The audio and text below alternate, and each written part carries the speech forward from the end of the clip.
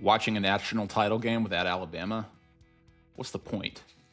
Welcome to Beat Everyone. I'm Ben Flanagan with AL.com. Quick programming note, we are moving to one episode per week during the off-season, starting now. So as the 2026 season approaches, we'll pick it back up with 2 shows per week. We're going to go 4 downs today, maybe with a point after later too, or an untimed down. We want to spend about 5 minutes on each topic. And as we all know, clock management is really important in football. What does the world look like, the college football world look like right now, and where does Alabama fit in it? Those are some of the questions, or that's the question that we want to kind of answer today and this week. Joining me to do that, Beat Everyone producer and SEC Shorts co-star Matt Scalici. Matt, you've joked here before that people don't want you playing your favorite team in an SEC Shorts episode. It sure looked like you were wearing a crimson jersey this week. I was Alabama again this week. Not a great note to go out on, but I think unfortunately, as we'll get into today, Alabama fans are feeling a little not like themselves right now in the college football world. No, it's tough. It feels very cold now in college football. And I guess we should get started here because what we saw last night sort of shapes the way things might look moving forward. And it was a great reflection of what college football is now. So we go first down here, Matt. Indiana beat Miami last night. It was a closer game than a lot of people thought, other than maybe the ESPN College Game Day panel. Most of them actually picked Miami to win. I'm not sure why, but Miami did make it a game, so credit to them. Got a lot of pressure on Fernando Mendoza, but he made the play of the night, arguably the play of the season, with a QB draw for a touchdown that would obviously and ultimately put it out of reach. But Matt, Alabama fans are in this unique position where it might feel weird watching a national title game that doesn't include their own team. And it's like, I don't know what to do with my hands situation for Alabama fans. Just curious, did you have a rooting interest watching this game last night? I didn't, but I will say this. It's one of those where you have to begrudgingly admit it was a great game, and it looked like it was probably the 2 best teams in college football this year. I mean, and look, the longer a playoff is, theoretically, the more likely it is that the teams who were there earned their way there. They deserved to be there. They won big games. They had to go through a gauntlet to get there. And Miami's defense looked like a championship caliber defense in this game, just like they did the whole playoffs. Indiana had a little bit of everything. I mean, they made huge plays on special teams and defense, but when it came down to it, I mean, is there anybody that watched that game that can honestly, with a straight face, sit here and say Fernando Mendoza didn't deserve to be the player of the year in college football? I mean, this is what you want to see. This guy's making these spectacular, superhuman efforts. He's bouncing off tackles. He's diving into the end zone. He's putting his body on the line to win a championship for his team. I mean, the only thing weird about it, if you're from this part of the country, is that it didn't look like the right jerseys out there. Everything about what was happening looked like a normal college football championship game between 2 great programs. It's just that where the hell did these 2 teams come from? How did they get this good, this fast out of nowhere?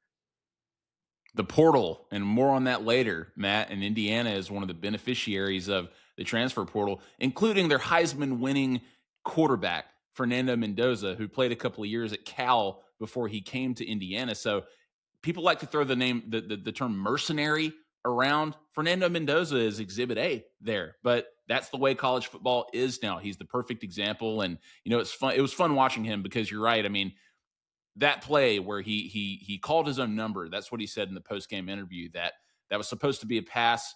He bet on himself. He ran towards the end zone, and he's immortal now because of that. Yeah. And that's going to be the clip that they play forever from this game. And yeah, it's odd seeing these 2 teams, but that's the nature of a large and expanded tournament like this. You see it in March Madness every single year, that usually it's the same few teams and blue bloods that end up in the championship game, but weird things happen in tournaments. And sometimes George Mason and Butler, not to say that Miami and Indiana are those teams, because we know that they're much more powerhouse capable than those March Madness equivalents, but it's very odd. But again, like the way the portal works, the way college football works now, it seems like this is just what it is. I do want to know, Matt, like, do you think that it should give Alabama fans any solace that they were eliminated by the eventual undefeated 16-0 national champions? I don't know that they're going to take any, because they got crushed so humiliatingly. I mean, it's just, I guess if you really were reaching for something, that the issue is just, it was so clear how big a separation there is between the top of college football and Alabama.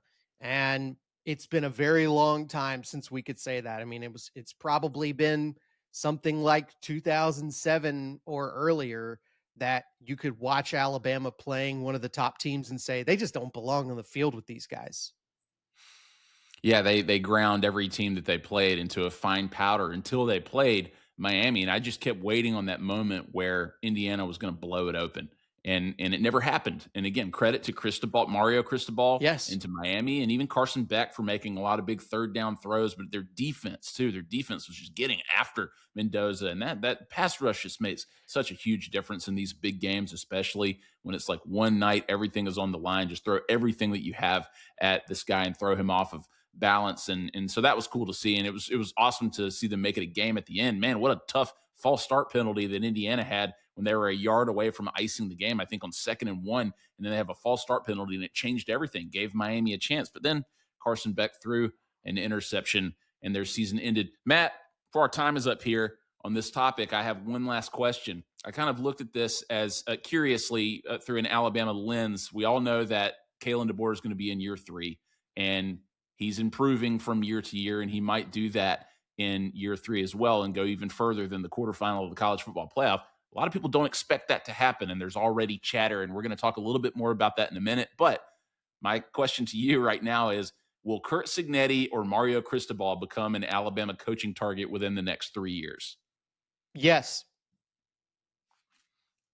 Why don't we leave it at that then? We get to second down, Matt. Anyone watching the game last night saw that Nick Saban's life and career will be the subject of a 6-part ESPN series coming soon called Saban.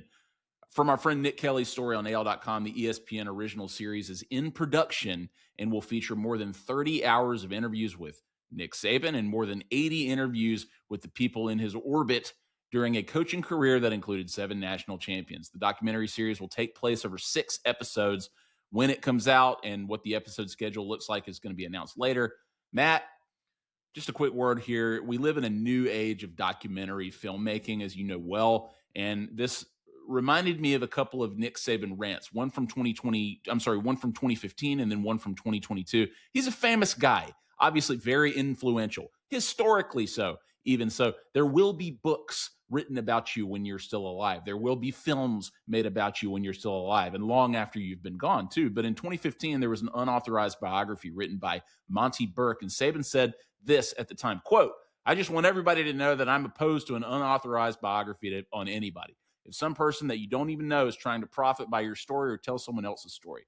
He goes on to say, "One of these days when I'm finished coaching at Alabama, I'll write an authorized book because there's only one expert on my life, and guess who that is? Me. And there won't be any misinformation. There won't be any false statements. There won't be any hearsay. There won't be any expert analysis from anyone else. It'll be the real deal," end quote. And then in 2022, Matt, there was another book about him, and he said this about it: "I don't plan to read the new book that's out. I don't really know what's in it, and I don't know what is right, what is wrong, what is good, what is bad.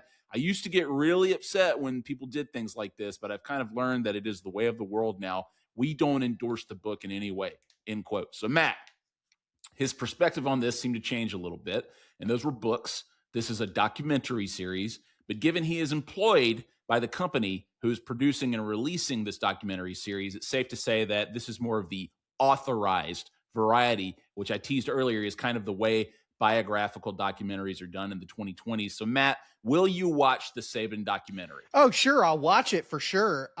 What I would say in response to Saban's previous comments about this, right?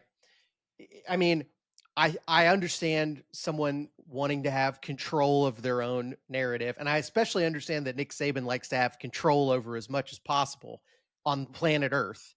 But I think it's important that people recognize that if you are hearing a story and it's only from one perspective, you should be a little skeptical of that. You should understand that there is bias involved and there is details being left out, not because someone's trying to lie to you, but just because when we're living a story, we only see it from one angle. We can't know everything that's going on. We can't know what other people truly think about us, for example. Um, and I think that's a big part of why unauthorized biographies are actually very important to have. I think the autobiography is great too. I think it's great to have both perspectives.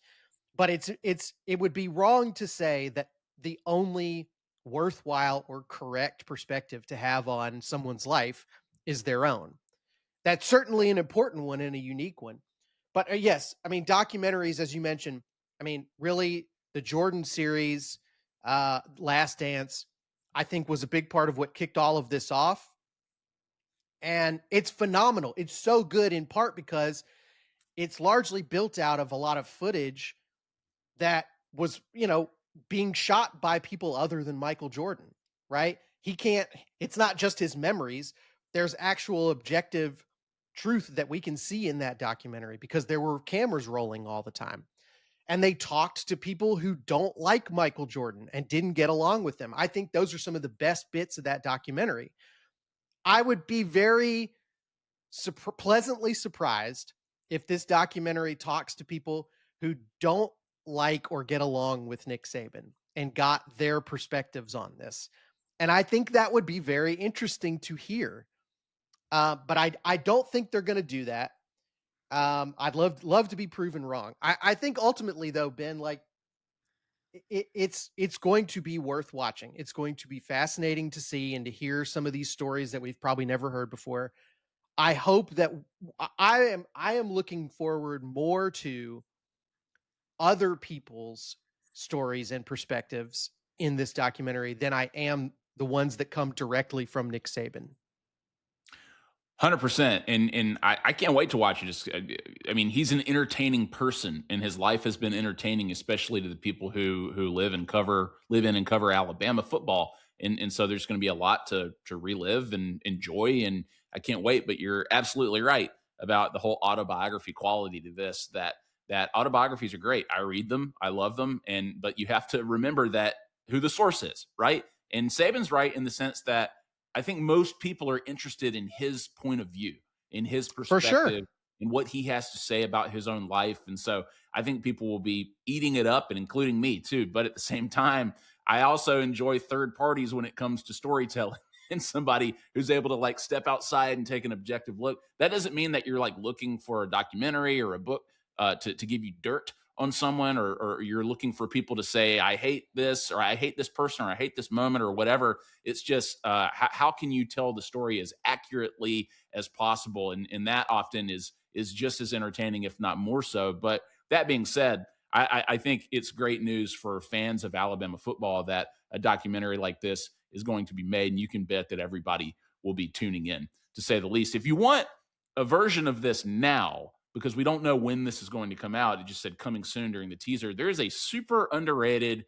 and underheard in Alabama circles podcast called Origins. It's from James Andrew Miller. He co-wrote those oral history books on Saturday Night Live and ESPN with Tom Shales. Really good books. But the season of this show, Origins, is called House of Saban, and it dives into Saban's origin story and how he arrived at Alabama, why he was so successful there. And the guest list is insane. It has Nick Saban. It has Terry Saban. It has Lane Kiffin, several other big names. So that should hold you over at least until this comes out. It's only 3 episodes, and I highly recommend it. If you're interested in Nick Saban and this documentary, you should go check that out. Matt, you should listen to it too if you haven't. Third down. So fans watching pregame coverage or scrolling social media probably caught wind of an awkward call out by Nick Saban during his appearance on the Pat McAfee show.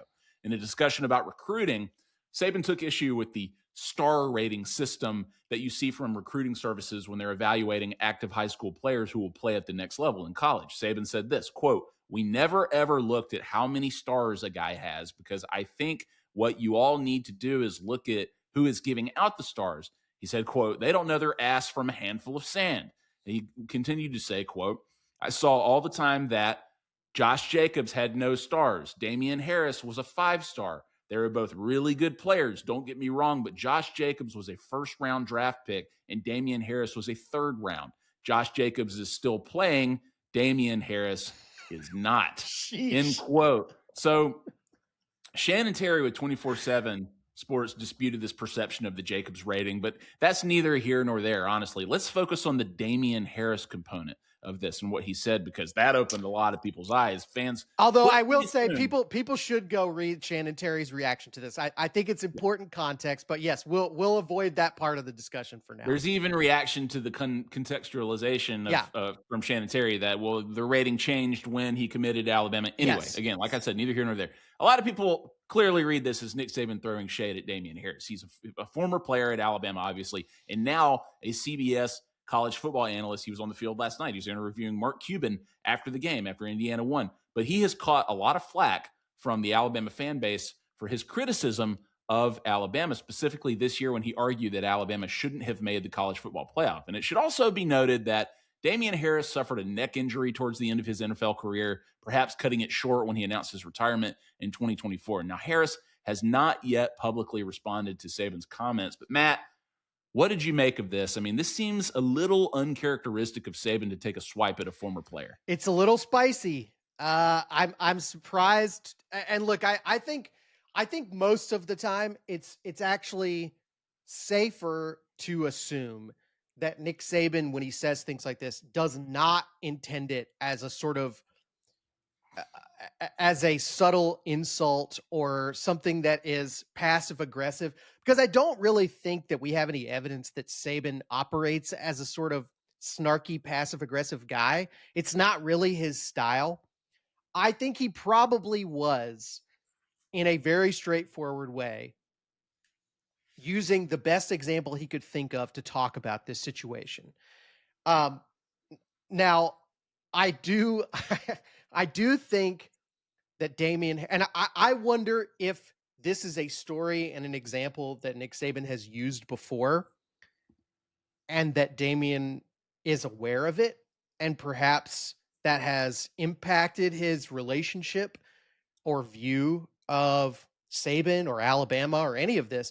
And we don't really know because Damien doesn't seem to want to talk about this stuff, right? I mean, we've had a great example. This makes me think of, Ben, is Greg McElroy, who we've had on the show before. And Greg gets similar, I would say less so now, earlier in his broadcasting career, got a lot of heat from Alabama fans for this perception that he was sort of going out of his way to look like he wasn't biased towards Alabama, that maybe he was overcorrecting in some situations. And Greg, I think, has largely moved past that. And I think he doesn't really ever address it or talk about it all that much. I think it's mostly settled down among the fans. But I wonder if there's some of that going on with Damien Harris, if there's this sort of assumption by fans that all former Bama players are always going to be gumps. They're going to be in love with the school that they played at. And when they're anything other than that, the fans are sort of have this shock reaction to it. I don't know. I would say I took issue with some of Harris's criticisms of Alabama this season. Not all of them. I think some of them were harsh but fair. But I'd love to talk to him about it. Damien, if you see this clip, come on the show. We would love to have you on the AL.com Alabama football podcast, Damien, and let the fan base hear your take on all of this.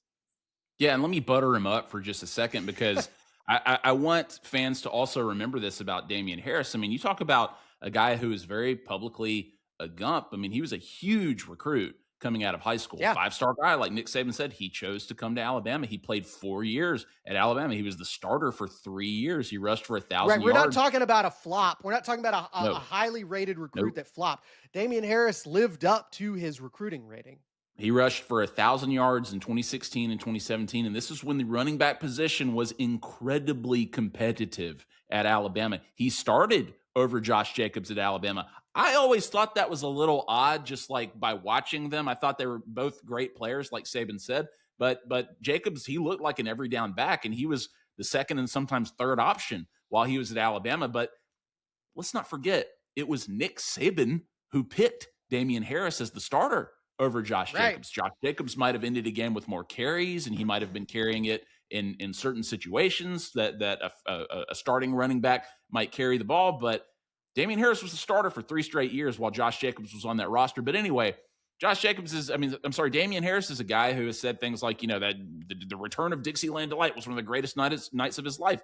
And so he's clearly an Alabama guy. For sure. Now, in this new role as a media analyst, that changes. That goes back to our conversation about the documentary, right? And how when you're an analyst, the way that Greg McElroy is, the way that Damien Harris is, you do have to sort of like step outside, but you also have to recognize your bias, because Nick Saban, as an analyst too, never picks against Alabama, right? And he talks in Alabama's favor all the time. Whereas I think Damien Harris, when he's in this role, thinks like it's his job to noticeably remove himself from his alma mater and criticize them when needed. And maybe, like you said, maybe he overcorrects at times, and that's probably fair too, but he's also still brand new at this. Anyway, whether or not Nick Saban was taking a shot at him because of the things that he said publicly since he left Alabama and assumed this new role, it's very odd if that's the case. And like I said, rather uncharacteristic, but there are a lot of Alabama fans who don't care, and they have moved on from Greg McElroy and set like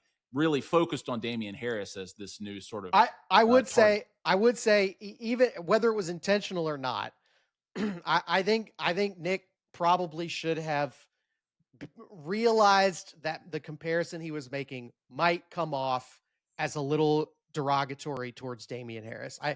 I to be clear, I don't think it was intentional. I don't think he was taking a shot, but I think probably should have thrown a few caveats in there to say, look, and Damien Harris is a great player. He had a phenomenal career, blah, blah, blah. Like everything we said to start this off. I think that probably would have been a little appreciated probably by all parties.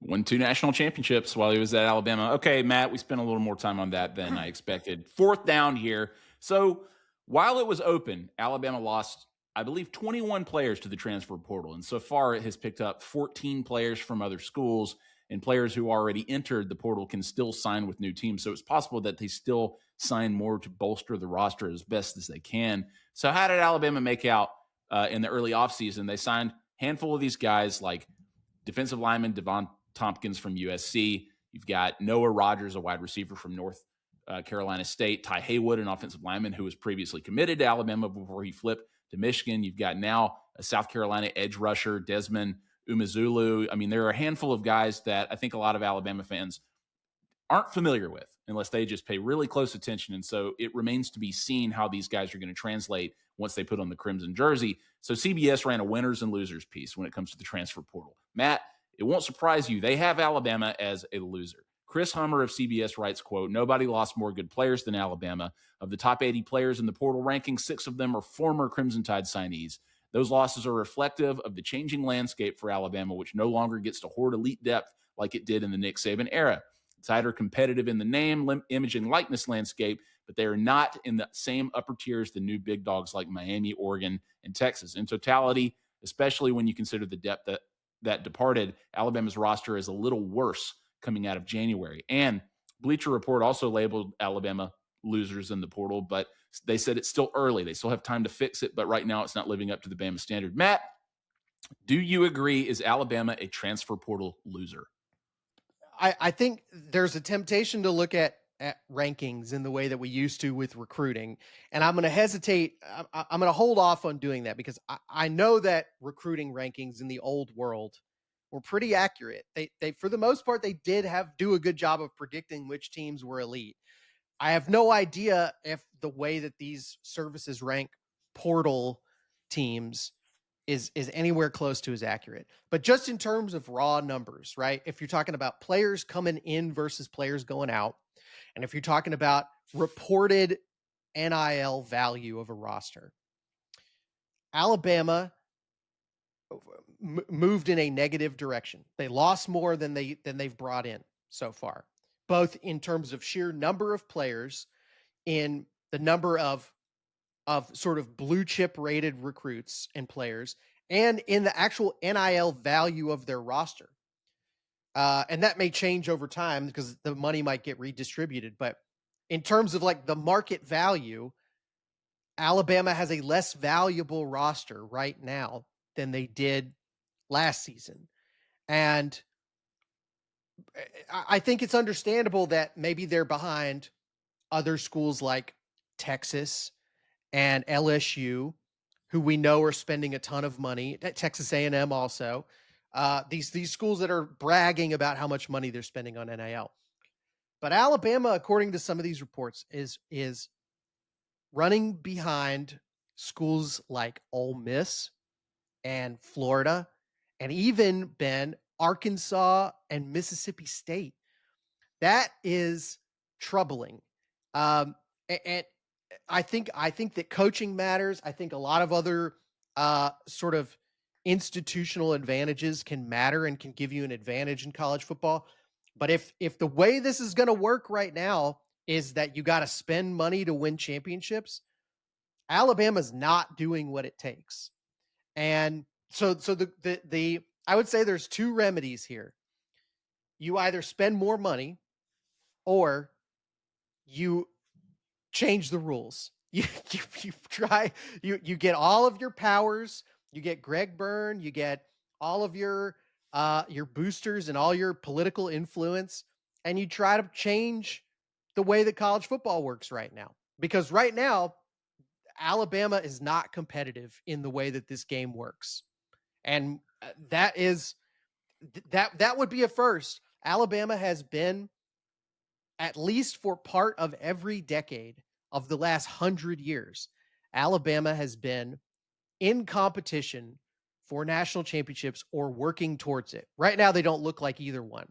Matt, do you remember in the old days, the old recruiting days, when there would be like rule changes or this, and you would always hear the phrase "the rich get richer"? That's right. And Alabama is who they were talking about as the rich, and things have changed obviously, and that phrase does not apply to them anymore. And as CBS said, Alabama is competitive.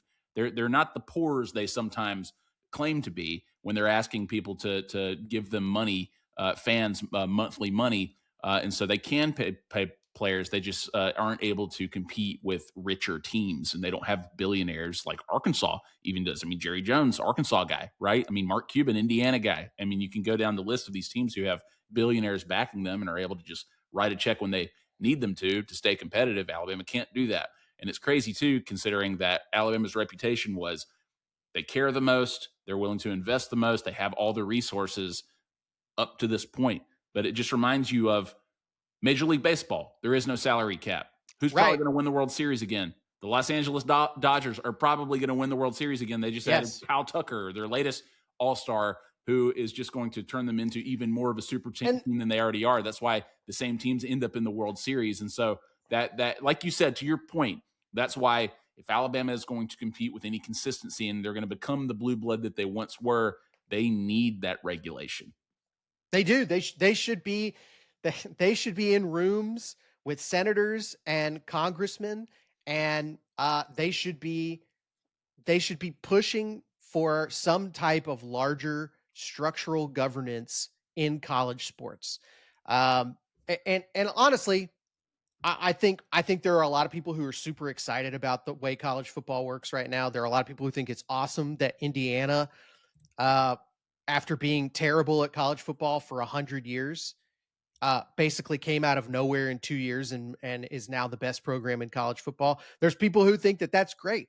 And I don't necessarily, I can't make a logical argument to disagree with that.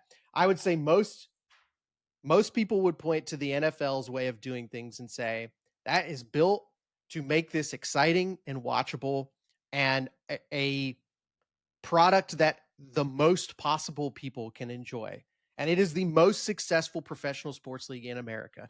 So the question is, are you going to move towards that model, or are you going to move more towards something like Major League Baseball, where the average American citizen could probably name maybe 5 players in that league.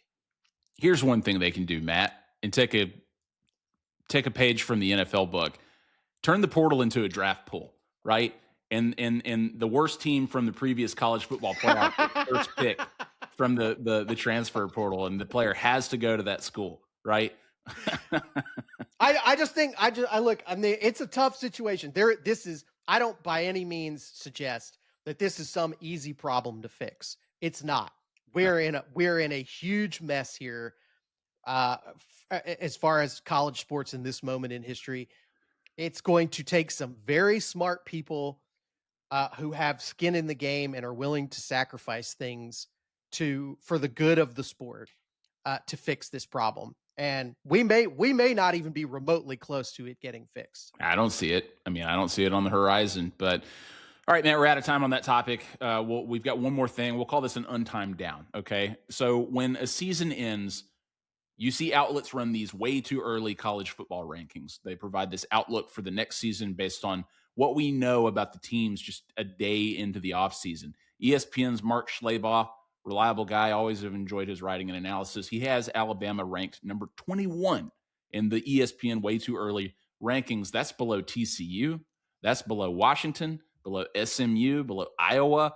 So, to his point, Alabama, they lose key starters like Ty Simpson, Caden Proctor, Parker Brailsford, Deontay Lawson, Josh Cuevas. I mean, among others, several transfers, obviously. But Schlabach writes, quote, with the way the 2025 season ended, Kalen DeBoer is undoubtedly on the hot seat entering his third season in Tuscaloosa. His teams went 20-8 in his first 2 seasons, which isn't good enough at Alabama. Alabama ranked 125th in rushing and must figure out a way to run the ball, end quote. He mentions the mediocre offensive line play, needing a new quarterback, heavy losses in the front 7. Brandon Marcello at CBS Sports has them 15th, a little better than what ESPN has. He says, I'm not sold on a portal class that ranks number 17 at the time you read it, especially after the Tide missed out on Hollywood Smothers and receiver Cam Coleman. The coaching staff is still elite, despite what others think, but the pressure is on Kalen DeBoer to make noise in the college football playoff. Matt, not much faith in Alabama entering this offseason.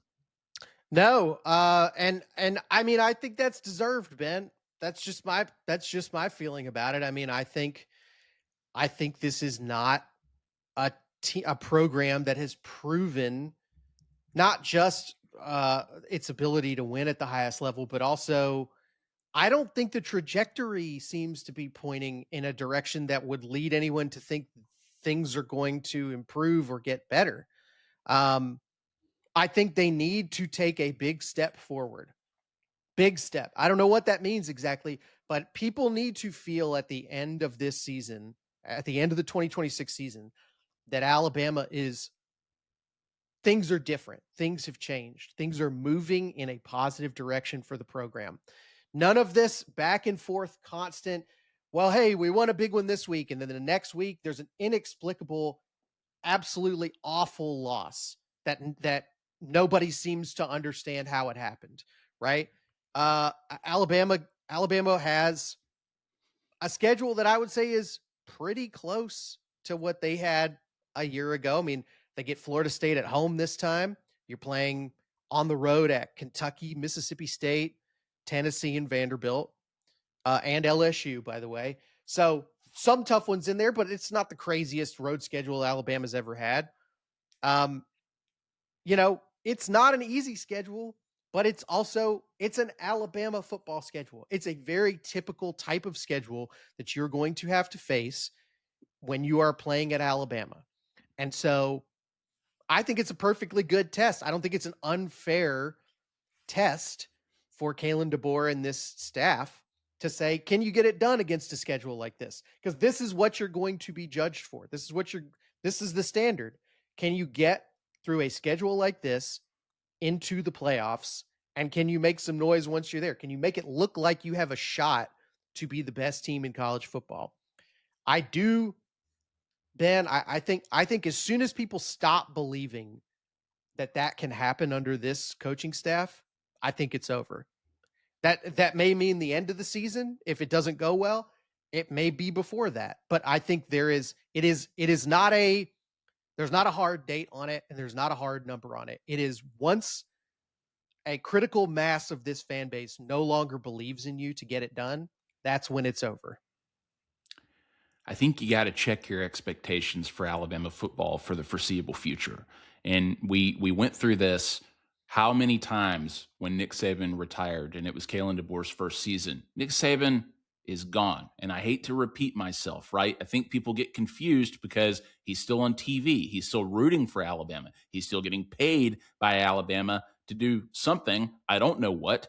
And people think maybe he's helping Alabama recruit, and maybe he is. Maybe he's consulting Kane Womack and Kalen DeBoer, and maybe he is. But he is not coaching this team, and he is not responsible for this team. And so everybody talks about that Alabama standard. This team isn't living up to it. The standard is different. This is Kalen DeBoer's program now. And Kalen DeBoer has won everywhere, and he is winning at Alabama, but it's not to the Nick Saban standard because that no longer exists here. This is a different era of Alabama football. And Alabama fans, to their credit, even though they have that championship standard, they have had to adapt to new coaches. There was Ray Perkins, there was Bill Curry, there was Gene Stallings, right? And you've gone from coach to coach, and you know that it's different depending on whoever is running the program. And when you're following somebody like Nick Saban, it's hard to grasp that the team is not going to be nearly as competitive as they were year to year, especially in this new landscape with NIL and transfer portal and things like that. So Alabama at this moment is not the elite of the elite. They made the college football playoff.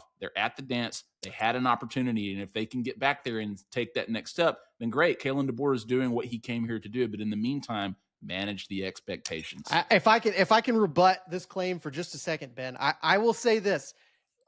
And look, there's other schools where it's gone this way and it has not gone well for them. But I think a lot of people who've been around Alabama for a long time would argue that one of the main reasons Alabama is Alabama, why they keep winning national championships through different coaches, different decades, different eras of the sport, is because of that expectation and standard of the fan base. They refuse to accept a lower standard and lowered expectations for their program. And sometimes that leads to eras of chaos because nobody's good enough. But if you ever find yourself accepting mediocrity, I think that's when it's not Alabama anymore. I think for better or worse, this fan base is not going to say we are fine being we're fine swapping places with Ole Miss in the pecking order of college football. I don't think you're ever going to see this fan base accept that. I 100% agree with you. And sometimes it takes 17 years, just like it did between national titles won by Gene Stallings and Nick Saban. And the expectation every single year is this is the year, right? I mean, you have every sports fan base who believes that. And Alabama has good reason to, because they've won more than anybody else. And so I totally agree with you. I mean, Alabama at some point is going to reach that again. They could do it under Kalen DeBoer. That's to be determined. But right now, the shock and surprise when they go 9-4 or when they go 11-4, and there's this ocean between Alabama and Indiana and the quality of teams that they put out there, like that's a reality check, right? That Indiana is just better right now. It's possible that Miami is just better right now. That Oklahoma was almost just better right now. So it's tough, but it's just the way it is. And you know, you want to be there. You want to be playing in that game. You don't want to be on the outside looking in, playing at the ReliaQuest Bowl like Alabama was. But they've got a long way to go right now. And I think, like, I joked about, like, solace that they might have in losing to Indiana. I think another solace that they can have at this point is Indiana didn't crush the Alabama that everybody has a perception of, the Nick Saban era Alabama team, right? Oklahoma didn't beat that Alabama team. Michigan didn't beat that Alabama team in the ReliaQuest Bowl because it's just different. But the brand is still the brand. And Alabama, even if they go 1-11, they're still going to be Alabama, and people are still going to be excited, and they might even rush the field if they beat them. That's just the way Alabama has always been. So it's tough right now, but you know, you've been through even worse patches than this. And we don't have to go through that. We don't have to relitigate that. All right, well, he's Matt Scalici, Beat Everyone producer. Catch him in the latest episode of SEC Shorts. You won't be disappointed. They give out report cards in the SEC. It's really funny. Reminder, we're once a week now that it's the offseason. We'd appreciate it if you go leave us a rating or review, subscribe to the YouTube channel, leave us a comment. We always want to hear from you. We'll be back next week. Thanks, everybody.